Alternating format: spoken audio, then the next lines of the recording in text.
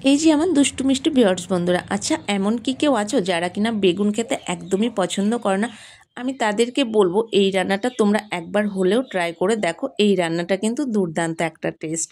আর এই রান্নাটা কিন্তু করতেও বেশি সময় লাগে না, আর অতটা হ্যাপাও নেই এই রান্নাটার মধ্যে।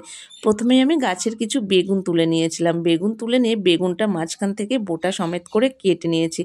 আর তারপরে ধুয়ে নিয়ে হলুদ লবণ মাখিয়ে কড়াইতে তেল তাতিয়ে নিয়ে সুন্দর করে ভেজে নিয়েছিলাম।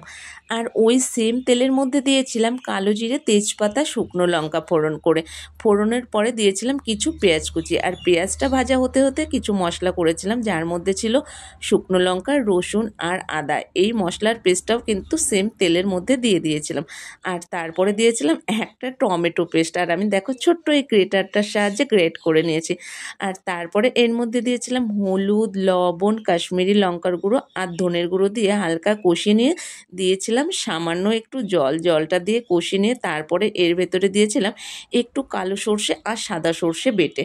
আর তারপরে দিয়েছিলাম হালকা একটু চিনি। চিনি দিয়ে হালকা কষিয়ে নিয়ে দিয়েছিলাম পরিমাণ মতন ঝোল। আর ঝোলটা যখনই ফুটে গিয়েছিল তারপরে দিয়েছিলাম ওই যে ভাজা বেগুনটা। আর জানো তো, যারা ভাত পাতে মাছ মাংস ছাড়া কিছুই পছন্দ করে না, তারা এই রান্নাটা কিন্তু একবার হলেও ট্রাই করো। তখন বলবে মাছ মাংস দূরে রাখো, আগে বেগুনের রান্নাটা দাও।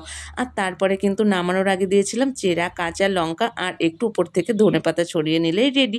আজকের এই রান্নাটা কেমন লাগলো জানিও কিন্তু। চলো আজকের মতো রাধে রাধে, দেখা হবে পরের ভিডিও।